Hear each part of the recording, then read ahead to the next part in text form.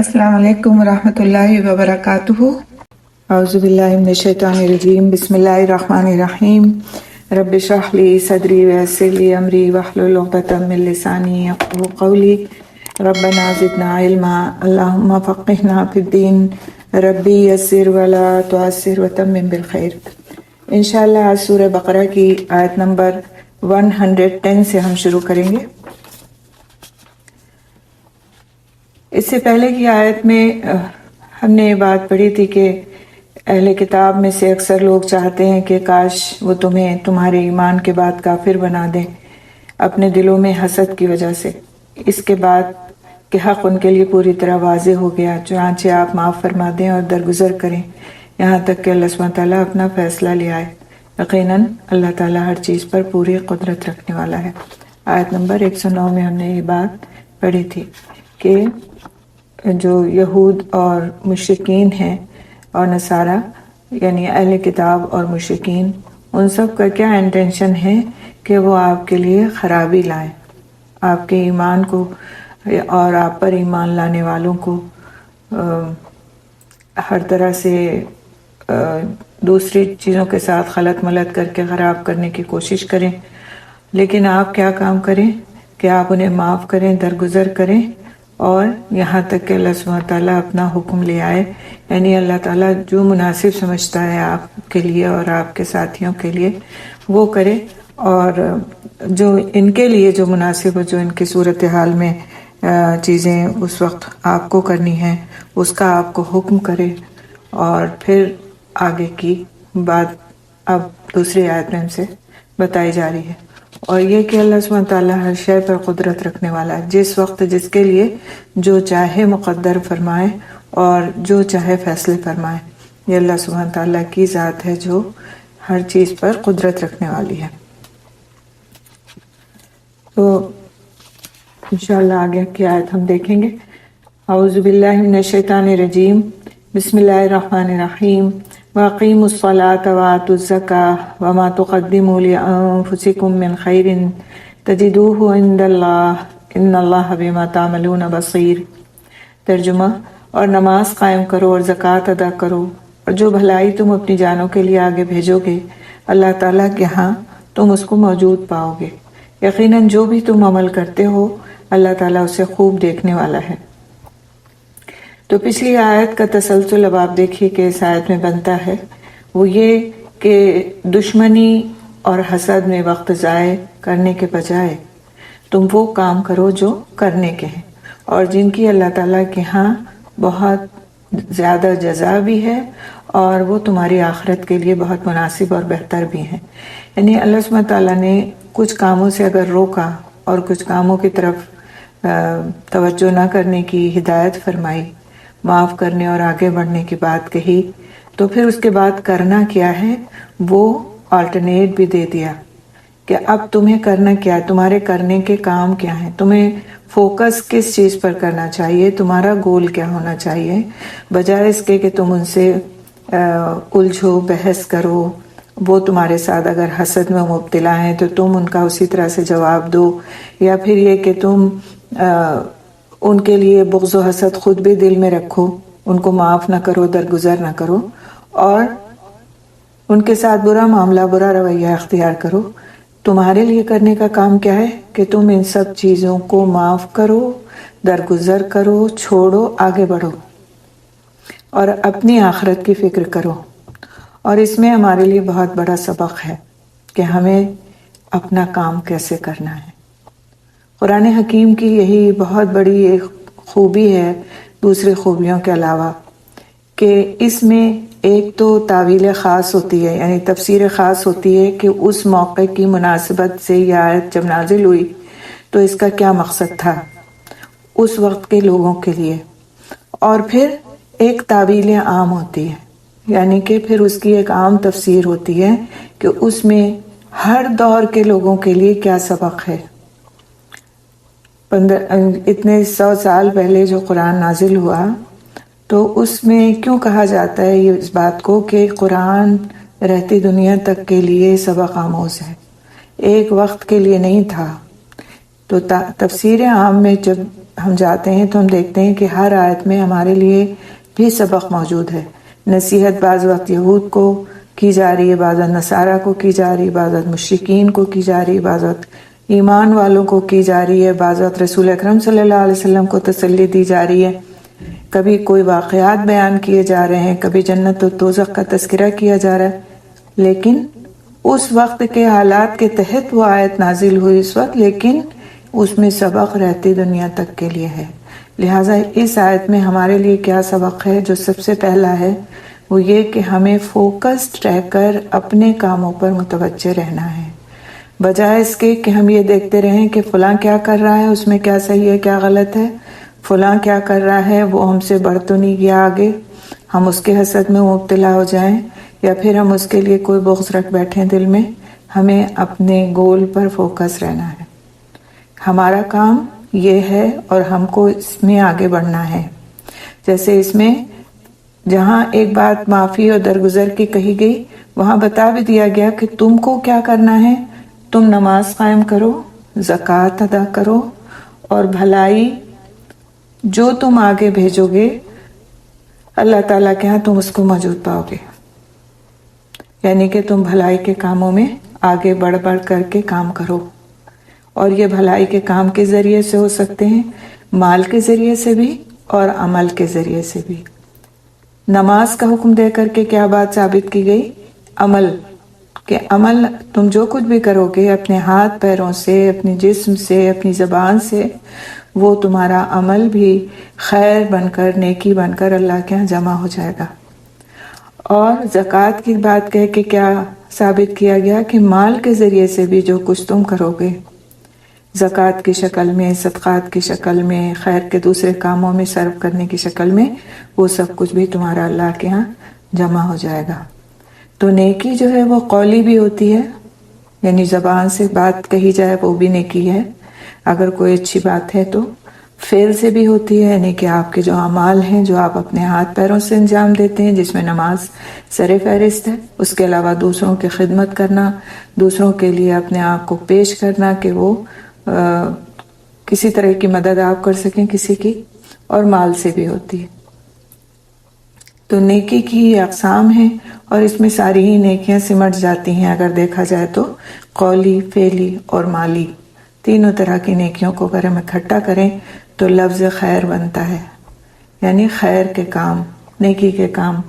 تو ایک مسلمان کو کس بات کی طرف متوجہ کیا گیا کہ وَأَقِیمُوا الصَّلَاةَ، نماز قائم کرو، وَآتُوا الزَّکَاةَ، اور زکوٰۃ ادا کرو، وَمَا تُقَدِّمُوا لِأَنفُسِکُم، تم اپنی جانوں کے لیے جو بھی آگے بھیجو گے، من خیر، نیکی کے کاموں میں سے، تجدوہ عند اللہ، تم اس کو اللہ سبحانہ تعالیٰ کے پاس موجود پاؤ گے۔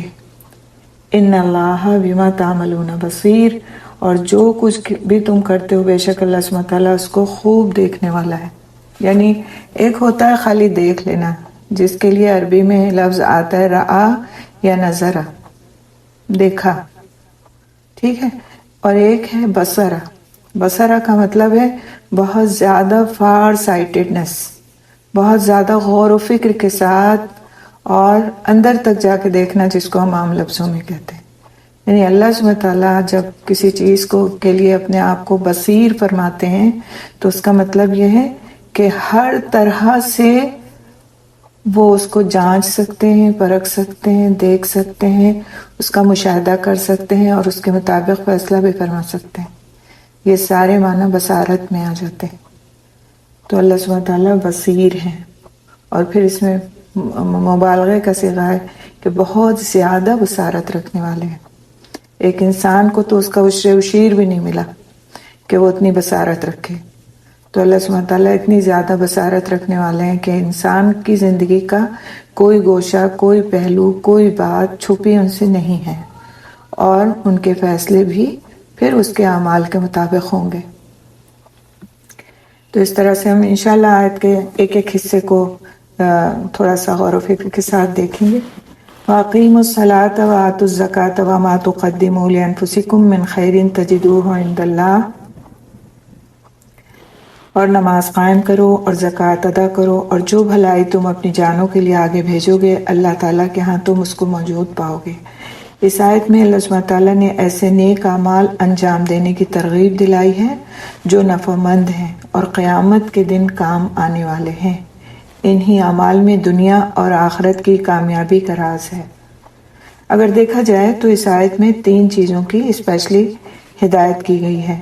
پہلی کیا چیز ہے؟ نماز اور نماز کا قائم کرنا، دوسرا زکوٰۃ، اور تیسرا ہے تقدیم خیر، یعنی خیر کے کاموں میں آگے بڑھنا۔ ایک ہوتا ہے کہ خیر کے کام کرنا اور ایک ہوتا ہے کہ خیر کے کاموں میں آگے بڑھنا، تو دونوں چیزوں میں ایک فرق ہے کہ ایک انسان یہ ہے کہ کوئی بھی خیر کا کام کوئی کر رہا ہے تو پھر ہم اس کے ساتھ ساتھ وہ کام کرنے لگ جاتے ہیں، اور ایک ہے کہ کوئی انیشیٹو لیتا ہے کہ مجھے یہ کام کرنا ہے اور اس کے پیچھے بہت سارے لوگ ہوتے ہیں، سب خیر کے کام کر رہے ہیں، لیکن جس نے ایک قدم آگے بڑھا کر اس کام کو کیا پھر اس کا اجر جو ہے وہ ان سارے لوگوں کا اجر بھی اس کے حصے میں ہے جو اس کے پیچھے چل کے وہ خیر کا کام کر رہے ہیں۔ تو وما تقدمو، یہاں پر کیا بات کہی جا رہی؟ جو تم خیر کا کام آگے بھیجو گے، جو نیکی تم آگے بھیجو گے، تو آگے بھیجنے کے لیے بہتر اعمال کی ضرورت ہے، خیر کے کاموں کو آگے بڑھ کر کرنے کی ضرورت ہے، آگے بھیجنے کے لیے آگے بڑھنے کی ضرورت ہے۔ آپ دیکھیں کہ بہت سارے اعمال ہمارے ایسے ہوتے ہیں کہ جو ہم کر کے بھول گئے ہوتے ہیں، ہم کو یاد بھی نہیں ہوتا کہ ہم نے نیکی کا فلاں کام بھی کیا تھا، لیکن اللہ سبحانہ تعالیٰ کا وعدہ کیا ہے کہ کوئی بھی نیکی کا کام جب کوئی انسان کرتا ہے تو اللہ سبحانہ تعالیٰ اس کو اپنے داہنے ہاتھ میں لیتے ہیں۔ اب ذرا اس کو 1 منٹ کے لیے آنکھ بند کر کے سوچئے کہ یہ کتنی خوبصورت بات ہے کہ اللہ سبحانہ تعالیٰ اس نیک عمل کو اپنے داہنے ہاتھ میں لیتے ہیں اور اس کو اس طرح بڑھاتے ہیں جس طرح تم میں سے کوئی اپنے جانوروں کو بڑھاتا ہے اور ان کی فکر کرتا ہے، حتیٰ کہ وہ ان جانوروں سے پوری وادی بھر جاتی ہے۔ کیوں جانوروں کی مثال یہاں پر دی گئی؟ اس لیے کہ عرب اس وقت میں جو بدو عرب تھے ان کے لیے ان کے جانور، ان کے مویشی ان کے لیے بہت اہمیت رکھتے تھے اور ان کی محبت ان کے دلوں میں تھی، تو اس لیے یہ مثال دی گئی۔ آپ کے لیے اگر آپ کو اس مثال سے کوئی چیز نہیں آتی ذہن میں تو آپ اپنی کوئی بھی ایسی چیز کو لے آئیے کہ جس کے بڑھنے کی آپ کو تمنا ہو۔ آپ کا مال ہے، آپ کی اولاد ہے، آپ کی جائیداد ہے، آپ کی کوئی بھی ایسی چیز کہ جس کے لیے آپ چاہتے ہو کہ آپ بہت بڑھ چڑھ کر کے آپ کو ملے اس کا ریوارڈ، اور یہ آپ کی زندگی میں آپ اس کو پھلتا پھولتا بڑھتا ہوا دیکھیں، تو اللہ سبحانہ تعالیٰ انسان کے نیک اعمال کو اس طرح پرورش فرماتے ہیں، اور جب پھر انسان کو ان اعمال کا بدلہ وہاں ملے گا تو سوچے گا کہ میں نے یہ عمل کب کیا تھا، مجھے تو یاد بھی نہیں کہ میں نے یہ عمل کیا تھا، اور یہ مجھے یہاں پر اتنا بڑھ چڑھ کر اس کا ریوارڈ مل رہا ہے۔ سبحان اللہ، تو یہ ہمارے رب کی غفاریت ہے، رحمانیت ہے جو اپنے بندے کے لیے اس کے پاس موجود ہے۔ وہ غفور الرحیم ہے اور بہت زیادہ کریم اور حلیم ہے، اسی لیے ہمارے چھوٹے سے چھوٹے عمل کی بھی اس کے یہاں قدر ہے۔ اس لیے کبھی کسی بھی نیکی کو چھوٹا نہیں سمجھنا چاہیے کہ یہ مسکرانا یہ بھی کوئی نیکی ہے، یا سلام کر دینا یہ بھی کوئی نیکی کی بات ہے، یا اگر میں نے کسی کو کسی وقت کچھ دے دلا دیا ہے تو کیا یہ بھی کوئی ایسی چیز ہے کہ جس کو لکھا جائے گا؟ ہماری ہر چھوٹی سی چھوٹی چیز کو بھی اللہ سبحانہ تعالیٰ لکھواتے ہیں اپنے فرشتوں سے، اور وہ کتاب اس دن کھولی جائے گی جس دن ہم اس کے حضور حاضر ہوں گے، اور اللہ کرے کہ ہماری اس کتاب میں ہماری نیکیوں کا ہی حساب ہو سارا، اور ہماری برائیوں میں سے کوئی برائی نہ ہو۔ ہم ایسے اعمال کریں کہ ہماری برائیاں مٹ جائیں اس کتاب سے اور ہماری نیکیاں اس میں باقی رہیں، اور جب ہم اللہ کے حضور پیش ہوں تو اپنی ان نیکیوں کے ساتھ ہوں جو اس کے راہ میں اس کے راستے میں قبول ہو چکی ہوں۔ کیونکہ ہمارا حال کیا ہے کہ ادھر ہم ایک نیکی کرتے ہیں، ادھر ہم کوئی ایسا عمل کر لیتے ہیں کہ وہ نیکی ضائع ہو جاتی ہے، وہ نیکی ختم ہو جاتی ہے۔ تو نیکیوں کو کرنے سے زیادہ مشکل کام ان کو سنبھالنا ہے کہ پھر وہ ہماری بک آف ڈیڈ میں، ہماری کتاب میں موجود بھی رہیں اور پھر قائم بھی رہیں اور پھر ہمیں اس وقت ملیں بھی جب ہم پہنچیں اللہ کے حضور۔ اب دیکھیے کہ کوئی چیز بعض وقت ایسا ہوتا ہے ونٹرز میں ہم کوٹس پہنتے ہیں اور پھر کوئی پیسے اس میں رکھ کر بھول جاتے ہیں، ہوتا ہے نا کبھی کبھی، اور پھر جب اگلے ونٹر میں ہم وہ کوٹ یا سویٹر پہنتے ہیں اس کی پاکٹ میں سے ہمیں چاہے ایک 10 روپے کا نوٹ ہی ملتا ہے تو ہم کتنے خوش ہو جاتے ہیں، کیونکہ ہمیں یاد نہیں ہوتا نا کہ ہم نے رکھا تھا اس میں اور ہم بھول گئے، اور پھر ہم کو اچانک سے وہ چیز ملتی ہے۔ یا بعض وقت ہم اپنی کبر صاف کر رہے ہوتے ہیں، کوئی چیز ہماری کھو گئی ہوتی ہے وہ اس میں اچانک سے نکل آتی ہے تو ہم کتنا خوش ہو جاتے ہیں۔ یہی حال ہے کہ ہم جو نیکیاں آگے بھیج دیں گے اس دنیا میں کر کے، اپنی زندگی میں کر کے، ہمارا انٹینشن بھی نہیں ہوگا لیکن وہ نیکیاں چلی جائیں گی اللہ کے حضور، وہاں پرورش پا جائیں گی، وہ بڑھ چڑھ جائیں گی وہ، اور پھر جب قیامت کے دن اللہ سبحانہ تعالیٰ اپنے بندے کو وہ نیکیوں کے بارے میں بتائیں گے اور عطا فرمائیں گے اس کا اجر، تو انسان کتنا خوش ہوگا۔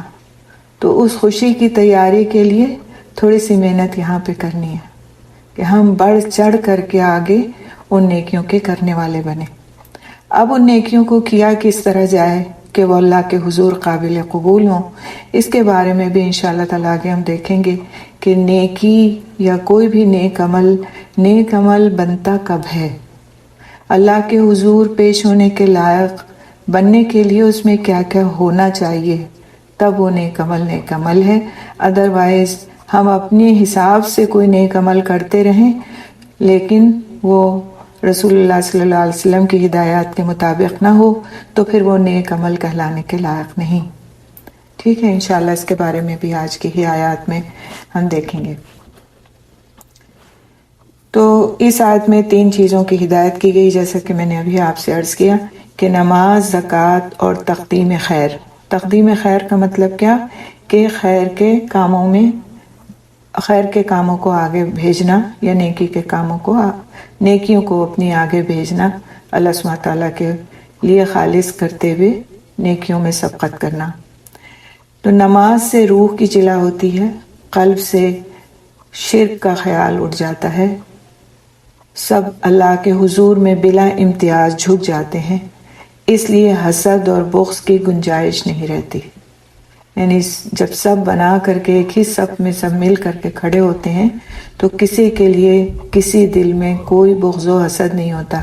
آپ دیکھیں یہ کتنی بڑی حکمت ہے اللہ سبحانہ تعالیٰ کی کہ اللہ سبحانہ تعالیٰ نے صفیں بنا کر نماز پڑھنے کا حکم دیا، اور صفوں کے لیے بھی انسان کو احکام بتایا گیا کہ صف کس طرح بنے گی۔ سب بالکل سیدھی بنے گی، نہ کوئی آگے ہوگا نہ پیچھے ہوگا، سب میں کسی کے لیے کوئی امتیاز نہیں ہوگا کہ اگر کوئی بڑے اسٹیٹس کا ہے تو وہ اگلی ہی صف میں کھڑا ہو اور جو کم اسٹیٹس کا ہے وہ پچھلی صف میں کھڑا ہو۔ اس کے لیے کیا دیکھا جائے گا کہ مسجد میں کون پہلے آ گیا ہے اور کس کو پہلی جگہ مل گئی ہے۔ صفوں میں مقامات کو ریزرو کر کے اپنے لیے رکھنا کہ مجھے یہیں کھڑا ہونا اور یہ میری جگہ ہے چاہے میں بالکل آخر میں آؤں، یہ بالکل جائز نہیں قرار دیا گیا۔ تو ہے نا کہ ایک ہی صف میں کھڑے ہو گئے محمود و ایاز، نہ کوئی بندہ رہا نہ کوئی بندہ نواز۔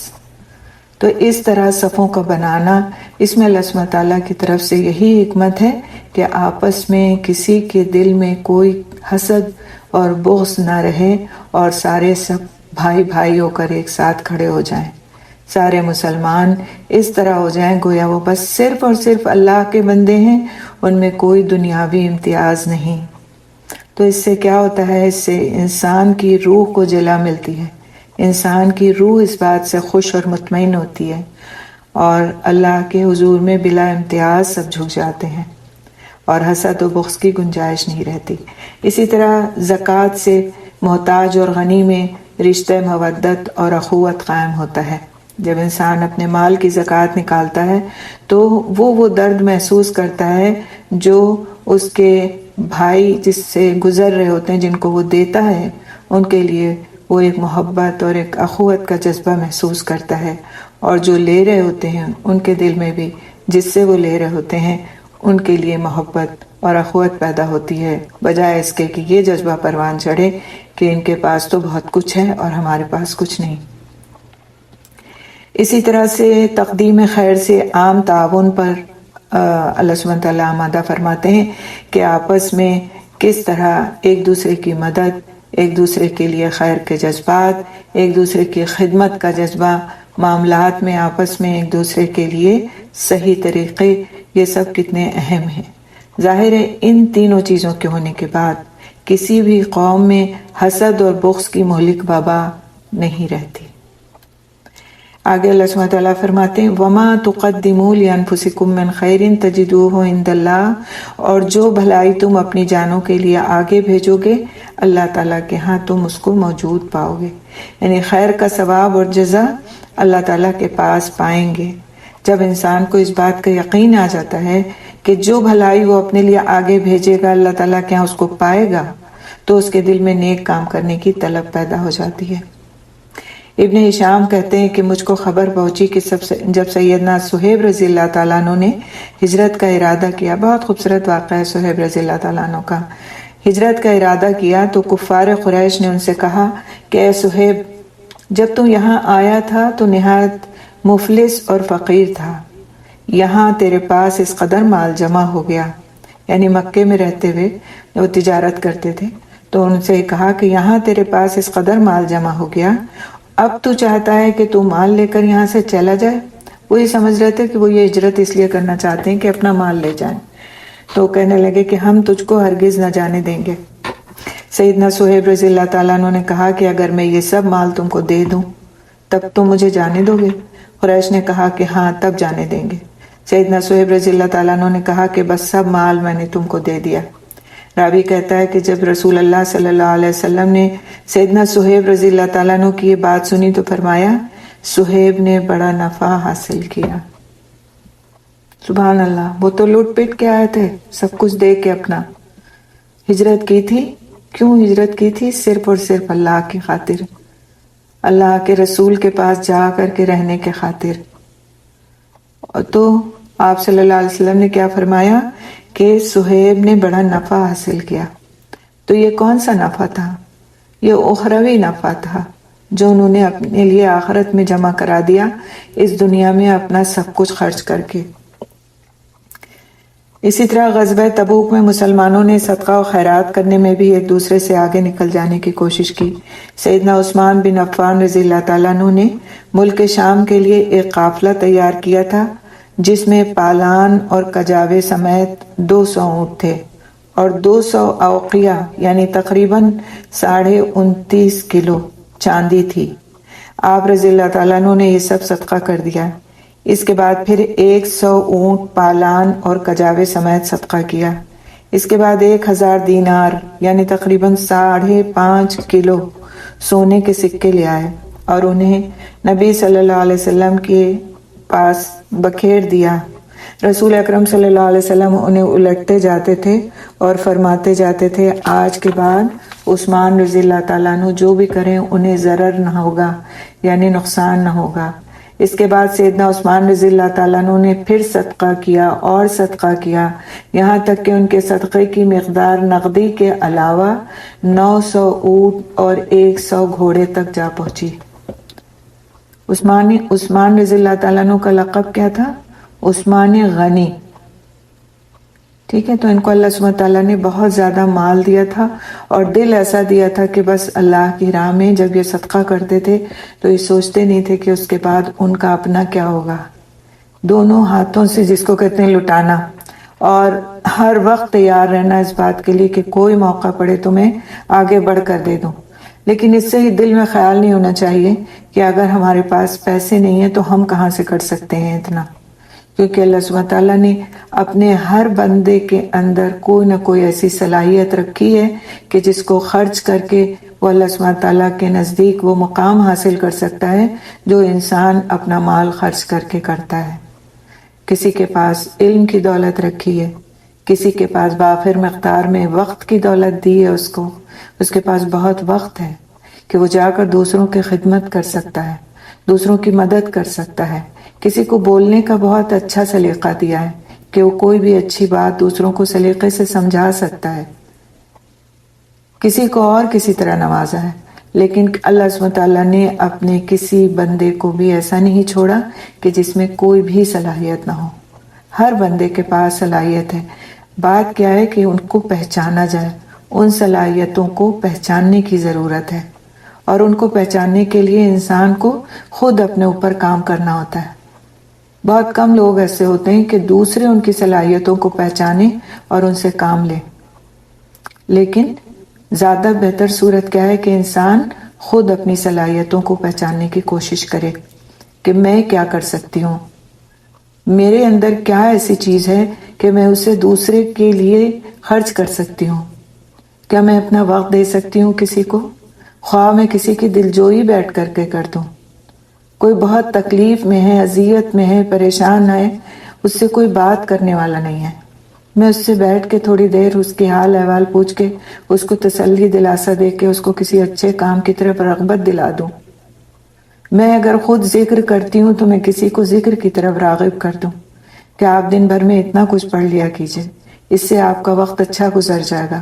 بعض وقت کیا ہوتا ہے، ہمارے خاندان میں، ہمارے گھر میں ایسے ضعیف لوگ ہوتے ہیں، کمزور لوگ ہوتے ہیں جو نہ صدقہ و خیرات کر سکتے ہیں، نہ بہت زیادہ نمازیں پڑھ سکتے ہیں، کمزور ہیں وہ، نہ کسی اور کام کے لائق رہ گئے ہیں. اب زندگی تو گزر گئی، اب کیا کریں؟ کیا ان کو ایسے ہی چھوڑ دینا چاہیے؟ نہیں، ان کے ساتھ بیٹھیں، ان کو ترغیب دیں کہ آپ کے کرنے کے اب یہ کام ہے، یہ کام آپ کر لیجئے. اگر ان کو کسی غلط کاموں میں، مثلا کیا ہوتا ہے کہ جب خالی دماغ شیطان کا گھر ہوتا ہے کہ جب خالی بیٹھے ہوتے ہیں تو بس سوائے یہ سوچنے کہ فلاں یہ کر رہا ہوگا فلاں، اور اپنا دل بھی غمگین کرتے ہیں اور دوسروں کے ساتھ بھی اس طرح کی بات کرتے ہیں کہ دوسرا بھی پریشان ہو جاتا ہے. اور گھروں میں عام طور سے لڑائی جھگڑے اسی وجہ سے ہوتے ہیں، بزرگوں کی بہت زیادہ دخل اندازی کی وجہ سے جوان لوگوں کی زندگیوں میں، اور یا پھر جوانوں کی لاپرواہی کی وجہ سے. یہ دو مین ریزنز ہیں گھروں میں خرابی کی وجہ. دونوں طرف سے معاملہ ہوتا ہے، ایک طرف سے دخل اندازی بہت ہو رہی ہوتی ہے، دوسری طرف سے لاپرواہی ہو رہی ہوتی ہے، اور پھر نتیجہ نکلتا ہے آپس کی ٹسل کی صورت میں.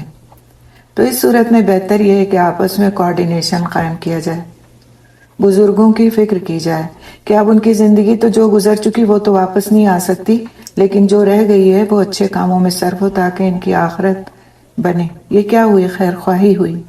ہمارے بعض رشتے ایسے ہوتے ہیں کہ جن کے ساتھ خیر خواہی کرنے کا بظاہر کوئی دل میں جذبہ نہیں ہوتا، لیکن ایک مسلمان ہونے کے ناطے اور یہ سوچ کر کہ وَمَا تُقَدِّمُوا لِأَنفُسِكُمْ، جو کچھ ہم بھیجیں گے وہ ہمارے ہی نفسوں کے لیے ہوگا. وَمَا تُقَدِّمُوا مِنْ خَيْرٍ وَمَا تُقَدِّمُوا لِأَنفُسِكُمْ مِنْ خَيْرٍ تَجِدُوهُ عِنْدَ اللَّهِ. اگر ہم یہ بات سوچ لیں کہ ہم جو کچھ بھی آگے بھیجیں گے اللہ سبحانہ تعالیٰ کے پاس وہ ہم اس کو پا لیں گے، تو ہم اپنا کوئی لمحہ ضائع نہ کریں کہ آج ہم کمائی کر لیں، کل ہمارے لیے یہ سب جمع ہو رہی ہے. آپ دیکھیں کہ آج لوگ کیوں کمائی کرتے ہیں، کیوں اپنی جوانی کا بھرپور وقت جو ہوتا ہے طاقت کا، اس میں دنیا کے لیے اپنے اکاؤنٹس بڑھانے کے لیے کتنی محنت کرتے ہیں. مرد حضرات صبح سے شام تک، اور اب تو خواتین بھی، کہ بینک بیلنس جمع ہو جائے تاکہ کل ہمارے کام آئے. بچوں پہ بھی ہم یہی سوچ کے محنت کر رہے ہوتے ہیں کہ آج ان کو پال پوس کے بڑا کریں گے تو یہ کل ہمارے کام آئیں گے. آج کی فکر چھوڑ کر کے انسان کل کے لیے محنت اس دنیا میں کر رہا ہے، ہر طرح سے محنت کر رہا ہے، اپنی جان کھپائے ہوئے، صبح سے شام کا اس کو ہوش نہیں، محنت اور محنت کیے چلا جا رہا، اس کو اپنے آپ کی فکر نہیں. لیکن اس محنت کا صلہ ملتا ہے یا نہیں ملتا نہیں پتا. جن اکاؤنٹس کو آج ہم بالکل چاہتے نہیں کہ ایک نیا پیسہ بھی اس میں کم ہو، بڑھتا ہی جائے، وہ اکاؤنٹس کل ہمارے کس کام میں صرف ہوں گے ہم کو پتہ نہیں. اللہ نہ کرے کہ ہم بیمار ہو جائیں، اس سے کہ سارا کا سارا اسپتالوں کی نظر ہو جائے. اللہ نہ کرے ہم کسی ایسے مقدمے میں الجھ جائیں کہ ہمارا سارا کا سارا وکیلوں کے نظر ہو جائے. ہمیں نہیں پتا کیا ہونے والا ہے اس کا جو کچھ ہم جمع کر رہے ہیں. یا بچے جن کو آج ہم پالنے کے لیے صبح سے شام تک لگے ہوئے ہیں، کل یہ ہمارے کام آتے ہیں نہیں آتے ہمیں نہیں پتا. کل بڑے ہو کر یہ اپنی زندگیوں میں اس طرح مصروف ہو جائیں کہ ہمارے لیے ایک جملہ بولنے کے بھی روادار نہ ہو، ہمیں نہیں پتا. لیکن یہاں تو پکی پکی بات کہی جا رہی ہے کہ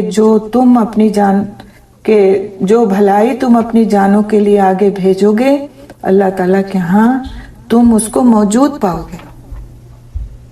یہ اللہ کا وعدہ ہے، کسی انسان کا کیا ہوا وعدہ نہیں ہے. اس پر ہمارا یقین ہونا چاہیے، اور واقعی اگر اس پر یقین ہو جائے تو انسان اپنے ایک ایک لمحے کی فکر کرے. جس طرح اس دنیا میں ہم اپنے ایک ایک پیسے کی فکر کرتے ہیں نا، اسی طرح ہم اپنے ایک ایک لمحے کی فکر کریں کہ اس میں ہم کیا کما رہے ہیں اور کیا ضائع کر رہے ہیں، کیا کما رہے ہیں اور کیا ضائع کر رہے ہیں. ہماری جوڑ توڑ جو پیسوں کے حساب میں سارا دن گزرتی ہے، ہماری عمر گزر رہی ہے ایک ایک دن کر کے، اس طرح سے ہمارا ایک ایک لمحہ ایک ایک وقت اسی حساب میں گزرے کہ ہم کیا کما رہے ہیں آگے بھیجنے کے لیے. اور یہی ہماری سوچ ہونی چاہیے. ایک اچھے مسلمان کی شعوری سوچ یہی ہونا چاہیے کہ وہ آگے کیا بھیج رہا ہے. اور اگر یہ سوچ بن جائے نا تو گھروں کے 100% جھگڑے ختم ہو جائیں. کسی بھی بڑے کے پاس، بزرگ کے پاس بیٹھیں، ان کو کوئی اچھی سی بات بتائیں. ایسے لگے نہ کہ آپ ان کے بڑے بن کے کچھ بتا رہے ہیں، بلکہ ایسے یہ لگے کہ آپ ان کے خیر خواہ بن کے یہ بتا رہے ہیں. جن گھروں میں اس طرح کی فضا قائم ہے وہاں پر یہ جھگڑے نہیں ہیں، وہاں پر ایک ماحول ہے پرسکون. چھوٹے اپنے بڑوں کو اپنا خیر خواہ سمجھتے ہیں، بزرگ سمجھتے ہیں، اور بڑے اپنے چھوٹوں کو اصلاح سمجھتے ہیں کہ ان کی آخرت کی فکر کریں. وہ کہیں بھی بیٹھتے ہیں تو اللہ اور رسول کی بات کیے بغیر نہیں اٹھتے. وہ درس نہیں ہوتا ہے، وہ کوئی درس نہیں ہوتا ہے، وہ آپس کی گفتگو ہوتی ہے. لیکن جس کو یہ احساس ہے کہ وہ جو بھیجے گا آگے اس کو پائے گا، وہ ان لمحات کو ضائع نہیں کرتا. اگر 10 منٹ کی بھی گفتگو ہوتی ہے تو کوئی نہ کوئی بات ایسی ضرور لے آتا ہے وہ کسی نہ کسی انداز میں جو دوسروں کے لیے خیر خواہی کا باعث بن جاتی ہے. تو بات یہ کہ ہمیں اس بات کا مکمل یقین ہونا چاہیے جو اللہ سبحانہ تعالیٰ نے جس کی طرف متوجہ فرما دیا کہ وہ واقعی سچ ہے اور حق ہے. آیت کا آخری حصہ ہے وَإِنَّ اللَّهَ بِمَا تَعْمَلُونَ بَصِيرٌ، یقیناً تم سب جو عمل کرتے ہو اللہ تعالیٰ اسے دیکھنے والا ہے. یعنی تمہارا نماز قائم کرنا، زکوٰۃ ادا کرنا، نیکی کے کام کرنا اللہ تعالیٰ سے چھپا ہوا نہیں، اور اللہ سبحانہ تعالیٰ دیکھتا ہے اور وہی جزا دے گا. تو یہود نے مخالفت کی وجہ سے جو عام لوگوں میں شبہات پھیلائے تھے، اس رکوع میں مسلمانوں کو ان شبہات سے بچنے کے لیے اور دوسروں کو بچانے کے لیے جو نصیحتیں کی گئی ہیں وہ یہ ہیں کہ صاف الفاظ میں گفتگو کریں، ایسے الفاظ نہ بولیں جن سے کوئی برا پہلو نکل سکتا ہو. یعنی اس پورے رکوع کی جو ایک جسٹ ہے اس کو بیان کروں گی کہ صاف الفاظ میں گفتگو کریں، ایسے الفاظ نہ بولیں جن سے کوئی برا پہلو نکل سکتا ہو. جو بات کہی جائے اسے غور سے سنیں اور سمجھنے کی کوشش کریں. سوال و جواب کے بجائے نصیحت کا مزاج پیدا کریں. حسد اور جلن میں نہ مبتلا ہوں. اپنے ایمان کی حفاظت کریں اور اعمال صالحہ انجام دیں. یعنی کہ اپنے اوپر خود کام کریں، اپنے گول سیٹ کریں اور ان پر فوکسڈ ہو کر کے آگے کے راستوں پر چلتے جائیں. اگلی آیت دیکھتے ہیں انشاءاللہ، آیت نمبر 111. اعوذ باللہ من الشیطان الرجیم وقالوا لن يدخل الجنة الا من كان هودا او نصارى تلك امانيهم قل هاتوا برهانكم ان كنتم صادقين. اور انہوں نے کہا کہ کوئی شخص جنت میں ہرگز داخل نہیں ہوگا مگر وہ جو یہودی یا عیسائی ہو، یہ ان کی تمنائیں ہیں. آپ کہہ دیں کہ اپنی دلیل لاؤ اگر تم سچے ہو. تو یہودی اور عیسائی اپنے بارے میں دعویٰ کرتے تھے، اور انہی دعووں کا اس آیت میں تذکرہ کیا گیا ہے کہ کوئی شخص جنت میں ہرگز داخل نہیں ہوگا مگر وہ جو یہودی یا عیسائی ہو. تو اللہ سبحانہ تعالیٰ نے یہودیوں اور عیسائیوں کے دعووں کا ذکر کیا ہے کہ کوئی اس وقت تک جنت میں داخل نہ ہوگا جب تک یہودی یا عیسائی نہ ہو. تو ان دعووں کے پیچھے کوئی عقلی دلیل یا ثبوت نہیں تھا کہ صرف اکیلے وہی جنت کے مستحق ہیں. یہ ان کی بے بنیاد تمنائیں تھیں جو انہوں نے اللہ سبحانہ تعالیٰ کے ساتھ باندھ رکھی تھی. جیسا کہ وہ کہتے تھے نحنو ابناء اللہ و احباؤہ، سورہ مائدہ میں آتا ہے. اس کا مطلب کیا ہے؟ یہود کہتے تھے کہ ہم اللہ تعالیٰ کے بیٹے اور اس کے محبوب ہیں. اسی طرح سے نصارہ نے اپنا ایک تصور الگ باندھ رکھا تھا. تو یہ ان کی اپنی تمنائیں تھیں. اللہ سبحانہ تعالیٰ نے اس طرح کی کوئی بات قرآن حکیم میں فرمائی، نہ آپ صلی اللہ علیہ وسلم نے، نہ اور کسی اور طریقے سے اس بات کو کہا گیا. اللہ سبحانہ تعالیٰ نے ان کے دعوے کی تردید کرتے ہوئے فرمایا تلک امانیہم، یہ ان کی تمنائیں ہیں. وہ اللہ تعالیٰ پر ناحق کی تمنا رکھتے ہیں جو کہ صحیح نہیں ہے. اللہ تعالیٰ نے اس غلط فہمی کی وضاحت کی کہ جنت پر اپنا حق سمجھنا تمنا ہو سکتی ہے، حقیقت نہیں. کسی گروہ سے وابستگی کسی کو جنت کا مستحق نہیں بناتی. جنت کا فیصلہ انسان کے اپنے عمل کی بنیاد پر کیا جاتا ہے، نہ کہ کسی خاص گروہ سے تعلق کی بنیاد پر. آج مسلمانوں میں بھی دیکھیے، یہود کی طرح اپنے فرقے، اپنے گروہ کے بارے میں ان کو یہ غلط فہمی پیدا ہو چکی ہے کہ جنت صرف انہی کے لیے. اور پھر مزے کی بات یہ ہے کہ یہود میں بھی کئی سارے فرقے بن گئے، نصارہ میں بھی کئی سارے فرقے بن گئے، اور ہر ایک کو اپنے جس فرقے سے جس کا تعلق تھا اسی کو صحیح سمجھتا رہا. اور آج مسلمانوں کا بھی وہی حال ہے. کتنے سارے فرقے بن گئے ہیں اور ہر فرقہ اپنے آپ کو حق پر سمجھتا ہے، اور باتیں وہ اس طرح کے کرتے ہیں جن کی کوئی دلیل نہیں. ان کے پاس کوئی دلیل نہیں ان باتوں کی کہ وہی جنت کے مستحق ہیں. کوئی بھی نہیں کہہ سکتا کہ وہ جنت کا مستحق ہے. اس کے جنت کا استحقاق اس بات پر اس کا دار و مدار ہے کہ اس کے اعمال کیسے ہیں، اور یہ فیصلہ اللہ سبحانہ تعالیٰ ہی فرمائیں گے. اس فیصلے کا حق کسی انسان کو دیا بھی نہیں گیا. یہ بھی نہیں کہنے کی ہم کو اجازت دی گئی کہ کسی کے ظاہری اعمال کو دیکھ کر بھی ہم کہیں کہ فلاں جنتی ہے یا فلاں دوزخی ہے. اس کا بھی ہم آگے انشاءاللہ تعالیٰ واقعہ پڑھیں گے، جس سے پھر ہمیں اندازہ ہوگا کہ حقیقت اللہ ہی کو پتہ ہے کہ کون کس چیز کا مستحق ہے، جنت کا یا دوزخ کا. تو کسی بھی فرقے سے اپنے تعلق کو دیکھ کر کے یہ سمجھنا کہ بس یہ فرقہ جنتی ہے اور فلاں فرقہ جو ہے وہ غلط ہے، یا میں جس فرقے سے تعلق رکھتی ہوں بس وہی صحیح ہے اور باقی سارے کے سارے لوگ ون ٹو آل غلط ہیں، یہ ہماری غلط فہمی ہے. تو اس معاملے میں انسان کو بہت زیادہ کانشیس رہنے کی ضرورت ہے. کسی بھی بات کو، کسی بھی عمل کو اختیار کرنے سے پہلے اس کی پوری طرح سے چھان پھٹک کہ وہ قرآن اور حدیث سے ثابت ہے، دلیل ہمیں اس کے کرنے کی کوئی ملتی ہے تو ہم اسے اختیار کریں، اور ورنہ پھر اس کو چھوڑ دیں.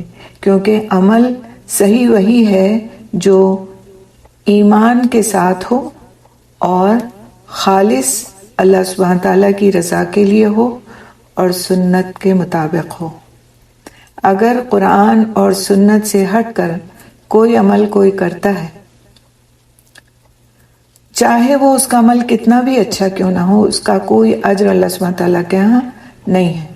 حضرت عمر رضی اللہ تعالیٰ عنہ نے ایک راہب کو دیکھا، بہت زیادہ پریشان حال، خستہ حال، اور بالکل دنیا سے الگ تھلگ اپنے آپ کو کیے ہوئے. تو اس کو دیکھ کر کے وہ رونے لگے. لوگوں نے پوچھا کہ آپ اس کو دیکھ کر کیوں رو رہے ہیں؟ تو انہوں نے اسی طرح سے فرمایا کہ میں دیکھ کر کے اس لیے اس کو رو رہا ہوں کہ جس طرح سے یہ تکلیف میں اس دنیا میں اپنی زندگی گزار رہا ہے، اس کے باوجود آخرت میں اس کے لیے کوئی اجر نہیں. کیوں؟ اس لیے کہ اس کا ایمان درست نہیں.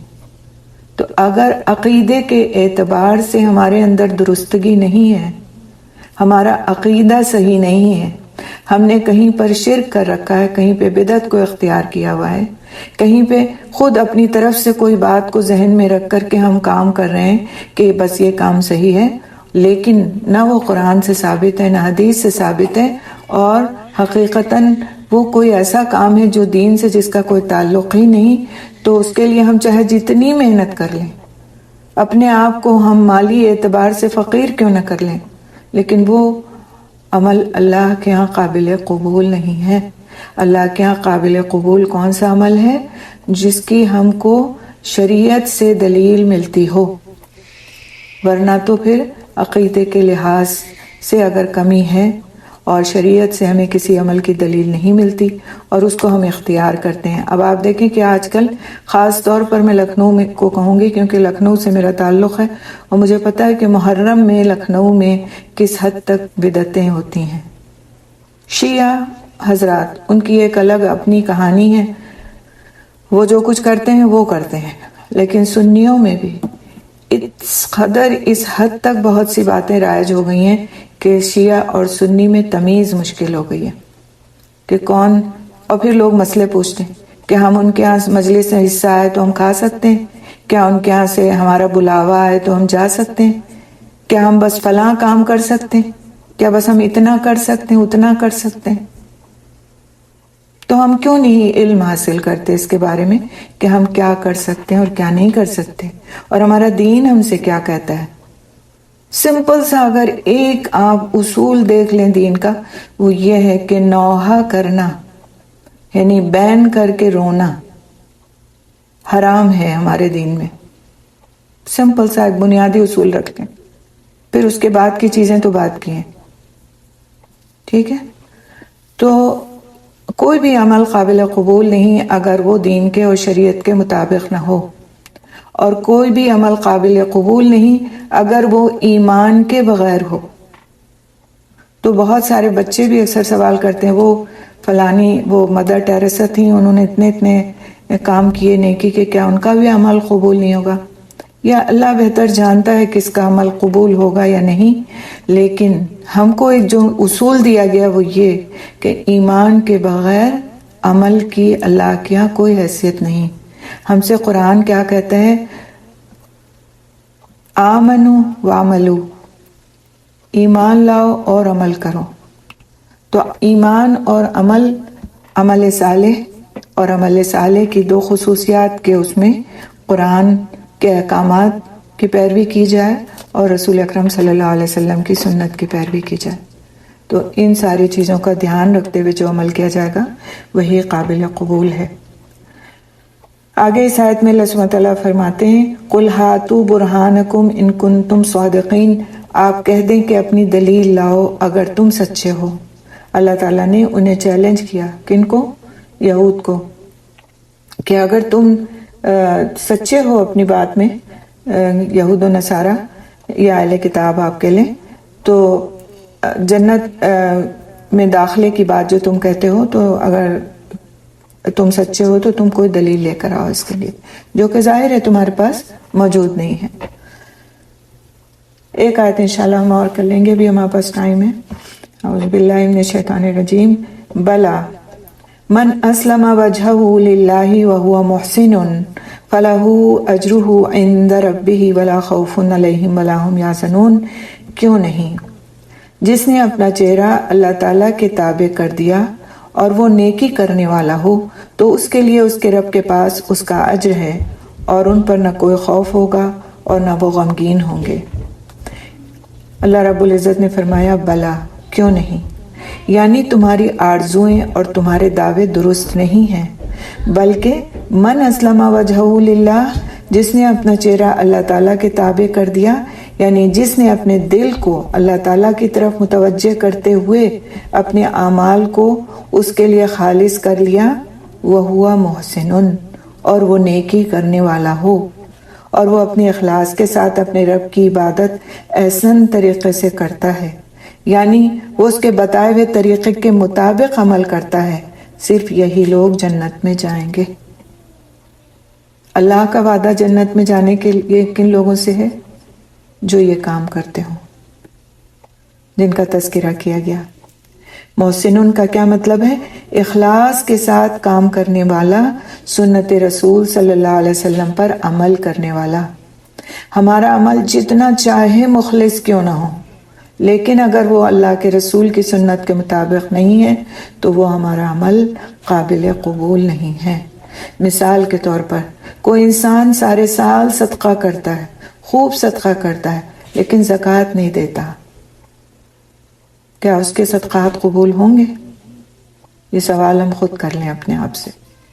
اور وہ کہیں کہ ہم تو اتنا صدقہ کرتے ہیں سارے سال، لیکن زکوٰۃ دینے پہ ہمارا دل نہیں اٹھتا. آج کے نئے دور کے لوگوں کی بہت سی لاجکس ہیں.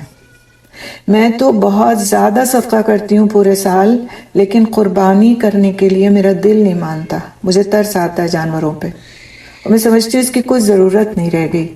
یہ ہوگا اس دور کا کام، ہے نا؟ یا کوئی کہے کہ میں سارا دن ذکر کرتا ہوں، جیسے آج کا ایک فرقہ ہے، اس کا یہ کہنا ہے کہ نماز ہمارے لیے معاف ہے، ہم ذکر کر لیتے ہیں. لیکن یہ نماز کی طرح اٹھنا بیٹھنا اور 5 وقت کی پابندی مجھ سے نہیں ہوتی، تو کیا اس کا وہ ذکر قابل قبول ہوگا؟ یا اگر کوئی صرف ڈائٹ کرنے کے لیے سارا دن فاقہ کرے اور روزے کی اس کی کوئی نیت نہ ہو، تو کیا اس کا روزہ قبول ہوگا؟ تو یہ سارے سوال ایسے ہیں کہ ہمیں سوچنا چاہیے اس پہ کہ جو عمل میں کر رہی ہوں کیا وہ سنت کے مطابق ہے؟ کیا اس کا میرا دین اس کا مجھ سے تقاضا کرتا ہے، یا میں نے اپنے دل سے سوچ لیا اور اختراع کر لیا اور میں اس کی پابند ہوں؟ میں فلاں کو اپنا بڑا سمجھ کے اس کی ہر بات مانتی ہوں، چاہے وہ مجھ سے صحیح بات کہہ رہا ہو یا غلط. کیا میں نے اس کے بارے میں معلوم کیا ہے کہ وہ دین و شریعت کا پابند انسان ہے، یا میں نے صرف اس کے ظاہری حال حلیے کو دیکھ کر سمجھ لیا کہ یہ پیر صاحب ہیں؟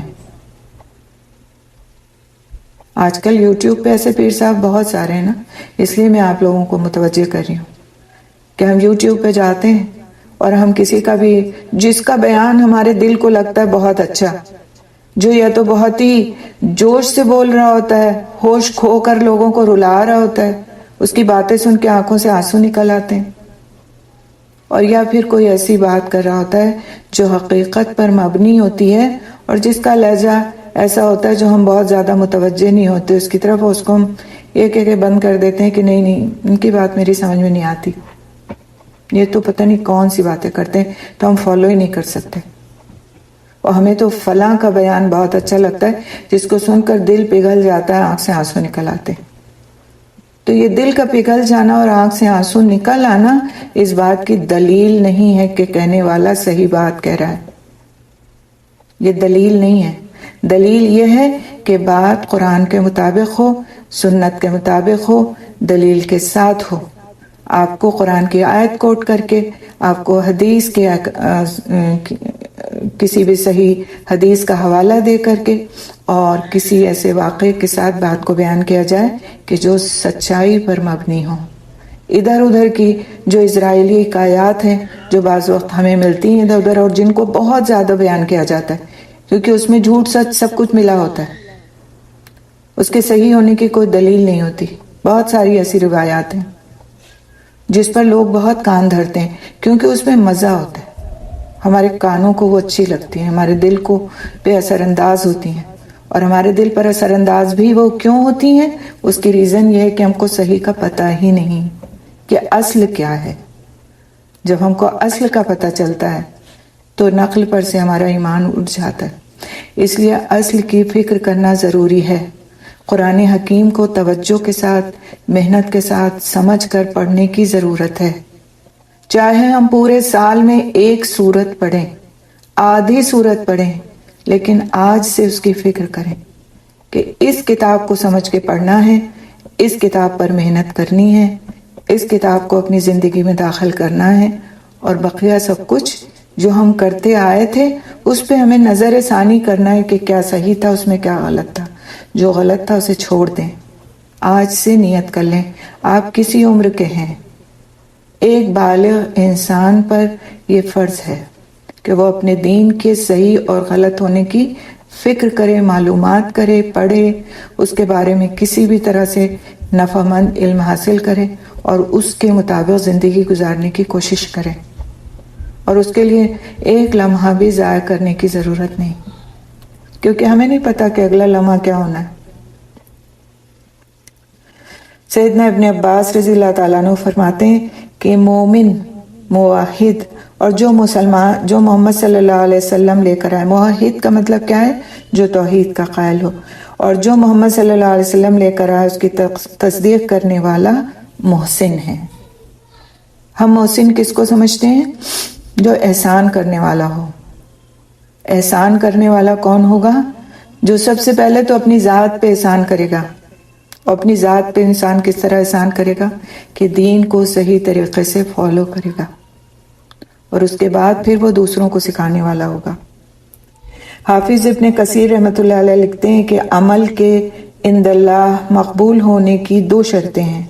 پہلی شرط یہ ہے کہ وہ خالص اللہ کے لیے ہو، اور دوسری شرط یہ کہ رسول صلی اللہ علیہ وسلم کی سنت اور اسلامی شریعت کے مطابق ہو۔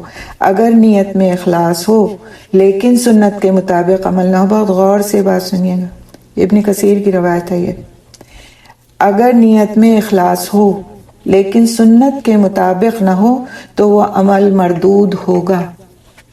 مثال کے طور پر آپ نے کنڈے کیے، کنڈے آپ سب کو پتہ ہے کیا ہوتے ہیں، آپ نے بہت اچھا لذیذ اس میں کھانا بھرا، اور آپ نے بہت خلوص سے اپنے رشتہ داروں کو بلا کر اس کی دعوت کی، آپ نے بھیج دیا، کیا وہ اللہ کے یہ عمل قبول ہوگا؟ کیا یہ شریعت کے مطابق ہے؟ آپ نے خلوص اس میں اپنا پورا صرف کر دیا، لیکن عمل شریعت کے بالکل مخالف ہے، کیونکہ ہمارے دین میں اس بدعت کی کوئی گنجائش نہیں ہے۔ لہٰذا اس بات کو بہت سوچنے کی ضرورت ہے کہ کوئی بھی عمل چاہے نیت کتنی بھی خالص کیوں نہ ہو لیکن شریعت کے مطابق وہ عمل نہیں ہے تو پھر آپ کا وہ عمل قابل قبول نہیں ہے۔ آپ نے محرم میں اپنے گھر میں مجلس کیا، آپ کہیں ہم سنی ہم تو مجلس نہیں کرتے، لیکن آپ نے ایک محفل جمائی اور اس محفل میں پورے خلوص کے ساتھ آپ نے کربلا کا واقعہ بیان کیا اور لوگ خوب روئے، کیا آپ کا یہ عمل قابل قبول ہے؟ اس میں آپ نے پیسے بھی خرچ کیے، اپنی ذات اپنا وقت بھی خرچ کیا، لیکن کیا یہ عمل قابل قبول ہے؟ یا اپنے گھر میں آپ نے نہیں کیا، یا آپ دوسرے کے گھر چلی گئیں اور وہاں جا کے آپ رو دھو کے آ گئیں ان کے ساتھ مل کے، آپ نے کہا میرے دل میں اتنی محبت آ گئی اور میں اتنا متاثر ہو گیا میرا دل کہ بس میری آنکھ سے آنسو نہیں رکے، لیکن کیا یہ رونا اللہ کے راستے میں تھا؟ کیا یہ عمل قابل قبول ہو سکتا ہے؟ کیونکہ یہ شریعت سے بالکل مخالفت کا عمل ہے، لہٰذا یہ قابل قبول نہیں۔ اسی لیے راہبوں، سادھوں، صوفیوں کا عمل اللہ کے نزدیک قابل قبول نہیں، اس لیے کہ ان کے عمل میں رسول صلی اللہ علیہ وسلم کی اتباع مفقود ہے، یعنی موجود نہیں ہے۔ اسی طرح اگر عمل شریعت کے موافق ہے لیکن نیت اللہ کی رضا کی نہیں تو ایسا عمل بھی مردود ہے، یعنی کہ بہت اچھا عمل ہے، شریعت کے مطابق بھی ہے، لیکن نیت اللہ کی رضا نہیں بلکہ دنیا کا دکھاوا ہے، ریاکاری ہے، تو وہ بھی مردود ہے۔ جیسا کہ اللہ سبحانہ تعالیٰ فرماتے ہیں ان المنافقین یخادعون اللہ وہو خادعوہم، بلا شبہ منافق اللہ تعالیٰ کو دھوکہ دیتے ہیں حالانکہ وہ انہیں دھوکہ دینے والا ہے، یعنی کہ اللہ سبحانہ تعالیٰ پھر ان کے ساتھ اسی طرح کا معاملہ فرمائے گا جس طرح وہ اس دنیا میں رہ کر اللہ سبحانہ تعالیٰ کے ساتھ فرما رہے ہیں، فرمانے ہیں۔ من یعمل من الصالحات وهو مؤمن فلا کفران لسعیہ، پس جو شخص نیکی کا کوئی عمل کرے اور وہ ایمان والا ہو تو اس کی کوشش کی ناقدری نہیں ہوگی۔ سورۃ الانبیاء کی آیت ہے کہ جو شخص نیکی کا کوئی عمل کرے اور وہ ایمان والا ہو تو اس کی کوشش کی ناقدری نہیں کی جائے گی، یعنی اللہ سبحانہ تعالیٰ پھر اس طرح کے عمل کے پورے قدردان ہیں، اور جب اللہ سبحانہ تعالیٰ کسی چیز کے قدردان ہو تو اس کا بھرپور اجر اس کو عطا فرماتے ہیں اس شخص کو۔ فَلَهُ أَجْرُهُ عِنْدَ رَبِّهِ، اس کے لیے اس کے رب کے پاس اس کا اجر ہے۔ اپنے آپ کو اللہ تعالیٰ کے حوالے کر دینے والوں اور محسنین کے لیے ان کے رب کے پاس ان کا اجر ہے، اور یہ اجر اللہ تعالیٰ کی نعمتوں بھری جنت ہے۔ وَلَا خَوْفٌ عَلَيْهِمْ وَلَا هُمْ يَحْزَنُونَ، اور ان پر نہ تو کوئی خوف ہوگا اور نہ وہ غمگین ہوں گے، انہیں مرغوب چیز حاصل ہوگی اور غم اور خوف سے وہ نجات پا جائیں گے۔ غم کس چیز پر ہوتا ہے؟ غم انسان کو اپنے ماضی کے واقعات پر ہوتا ہے کہ یہ چیز مجھ سے چھوٹ گئی، وہ چیز میرے پاس نہیں تھی، فلاں وقت میں ایسے تھا، انہی سب باتوں کا تو غم ہم لگا کے رکھے ہوتے ہیں۔ اور خوف کس بات کا ہوتا ہے؟ آگے کیا ہوگا، مستقبل کا خوف ہوتا ہے. ہم اپنے حال میں نہیں جیتے. آج کیا کرنا ہے ہمیں اس کی فکر ہمیں نہیں ہوتی. کیا گزر گیا اس کا غم رہتا ہے اور کیا ہوگا اس کا خوف رہتا ہے. آج کیا کرنا ہے اس کی فکر نہیں ہوتی.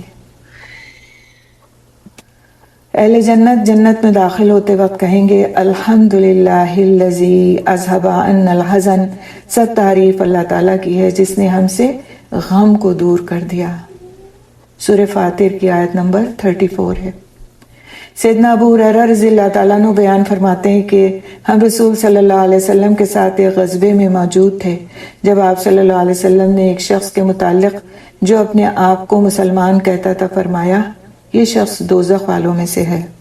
آپ صلی اللہ علیہ وسلم غائب دان نہیں تھے لیکن وحی کے ذریعے آپ کو اطلاعات ملتی تھی. یہ شخص دوزخ والوں میں سے ہے. جب جنگ شروع ہوئی تو وہ شخص مسلمانوں کی طرف بڑی بہادری کے ساتھ لڑا اور وہ زخمی بھی ہو گیا. صحابہ نے عرض کیا رسول صلی اللہ علیہ وسلم جس کے متعلق آپ نے فرمایا تھا کہ وہ دوزخ میں جائے گا آج تو وہ بڑی بے جگری کے ساتھ لڑا ہے اور زخمی ہو کر مر بھی گیا. آپ صلی اللہ علیہ وسلم نے اب بھی وہی جواب دیا جہنم میں گیا. ابو ہریرہ رضی اللہ تعالیٰ عنہ نے بیان کیا کہ ممکن تھا کہ بعض لوگوں کے دل میں کچھ شبہ پیدا ہو جاتا لیکن ابھی لوگ اسی غور و فکر میں تھے کہ کسی نے بتایا کہ ابھی وہ مرا نہیں ہے البتہ زخم بہت گہرا ہے. پھر جب رات آئی تو اس نے زخموں کی تاب نہ لا کر خودکشی کر لی. جب آپ صلی اللہ علیہ وسلم کو اس کی خبر دی گئی تو آپ صلی اللہ علیہ وسلم نے فرمایا اللہ اکبر میں گواہی دیتا ہوں کہ میں اللہ کا بندہ اور اس کا رسول ہوں. پھر آپ صلی اللہ علیہ وسلم نے سیدنا بلال رضی اللہ تعالیٰ عنہ کو حکم دیا اور انہوں نے لوگوں میں اعلان کر دیا مسلمان کے سوا جنت میں کوئی اور داخل نہیں ہوگا اور اللہ تعالیٰ کبھی اپنے دین کی امداد کسی فاجر شخص سے بھی کرا لیتا ہے. بخاری کی روایت ہے. یعنی کوئی شخص بعض وقت مسلمان نہیں بھی ہوتا یا گناہگار ہوتا ہے لیکن اللہ سبحانہ تعالیٰ اس کو دین کی مدد کے لیے جذبات عطا کرتا ہے اور وہ دین کی مدد کرتا ہے لیکن بذات خود وہ اپنی ذات میں اللہ کا پیرو نہیں ہوتا یا اللہ کا اطاعت گزار بندہ یا مسلمان نہیں ہوتا. تو کسی کے اچھے اعمال کا کر لینا اس بات کی گواہی نہیں ہے کہ اللہ سبحانہ تعالیٰ کے ہاں وہ اعمال قبول بھی ہیں یا نہیں یا اس کا آخر کیسا ہونے والا ہے. اس لیے اعمال کی فکر کے ساتھ ساتھ انسان کو اپنے ایمان کی فکر بھی کرنا چاہیے. عقیدہ درست ہوگا تو عمل قبول ہے. عقیدہ درست ہوگا تو اور اللہ سبحانہ تعالیٰ کے حضور اس بات کی دعا کی گئی ہوگی کہ ایمان پر خاتمہ اللہ نصیب کرے اور عمل سے اس بات کو ثابت کیا گیا ہوگا کہ واقعی میں اللہ کا مطیع و فرما بردار ہوں. تو انشاءاللہ اللہ کی ذات سے امید ہے کہ اللہ تعالیٰ کلمہ طیبہ پر ہمیں خاتمہ نصیب فرمائے اور اس کے لیے ہمیں دعا بھی کرنا چاہیے. ہر دن کی دعا میں اس بات کو شامل کر لیں. اب دیکھیں کہ بڑے بڑے صحابہ کرام رضی اللہ تعالیٰ عنہ مجمعین جن کے لیے رضی اللہ تعالیٰ عنہ کا ہم آخر میں اضافہ کرتے ہیں جن کے نام کے ساتھ کہ اللہ تعالیٰ ان سے راضی ہو گیا اس بات کا اضافہ ہم کرتے ہیں. ان کی لیے شہادت دی گئی. عشرہ مبشرہ صحابیوں میں ان کا تذکرہ ان کا نام ہے. اس کے باوجود ان کو یہ فکر ستاتی رہتی تھی کہ پتہ نہیں مرتے وقت ہمارا کیا حال ہوگا. ہم اللہ کی رضا کے حال میں اس دنیا سے جائیں گے یا کہیں خدا نخواستہ اس وقت ہم شیطان کے چنگل میں نہ پھنس جائیں اور پھر ہم اس دنیا سے اس حال میں جائیں کہ ہم اللہ کی رضا والے کام کے ساتھ نہیں بلکہ ناراضگی والے کام کے ساتھ اس کے حضور پہنچیں. تو یہ فکر کبھی نہ چھوڑنی ہے نہ خود اپنی ذات کے لیے نہ اپنے پیاروں کے لیے. جب تک ممکن ہو سکے اپنے لیے بھی دعا کرتے رہیں اور ساتھ ساتھ اپنے سے جڑے ہوئے سارے لوگوں بلکہ سارے مسلمانوں کے لیے کیونکہ مسلمان تو آپس میں بھائی بھائی ہیں. اور اللہ سے اچھی امید رکھیں. نا امید ہونا اور ہر وقت غم میں مبتلا رہنا یہ دین ہمارا ہم کو نہیں سکھاتا. ہمارا دین ہم کو سکھاتا ہے کہ ہم پر امید رہیں اللہ سبحانہ تعالیٰ کی ذات سے کہ اللہ تعالیٰ ہماری آخرت انشاءاللہ بہتر کرے گا اور اپنے حد بھر اور مقدور بھر اچھائی کے کام نیکی کے کام شریعت کے مطابق کریں اور اپنے ایمان کی ہر دم فکر رکھیں کہیں اس میں شرک تو داخل نہیں ہو گیا, کہیں اس میں کوئی بدعت تو داخل نہیں ہو گئی, کہیں اس میں کوئی ایسا عمل تو داخل نہیں ہو گیا جو اللہ کی نظر میں برا ہو اور میرے دوسرے اعمال کو بھی غارت کر دے. تو یہ جو فکر والی زندگی ہوتی ہے، شعوری زندگی ہوتی ہے، اس میں انسان محتاط ہو کر چلتا ہے، اور یہی تقویٰ ہے، یہی تقویٰ ہے۔ اللہ تعالیٰ ہم سب کو تقویٰ والی زندگی نصیب فرمائے، اور اللہ تعالیٰ ہم سب کو صحیح ایمان پر زندہ بھی رکھے اور موت بھی عطا فرمائے، اور اس کے لیے ہمیں جو دعائیں مسنون سکھائی گئی ہیں انشاءاللہ تعالیٰ اس کو بھی ہمیں روز روز مانگنے کی ضرورت ہے۔ اللہ تعالیٰ ہم سب سے قبول فرمائے۔ سبحان اللہ بحمدہ، سبحانک اللہم وبحمدک، نشہد ان لا الہ الا انت، نستغفرک نستغفرک نستغفرک نتوب الیک۔ السلام علیکم ورحمۃ اللہ وبرکاتہ۔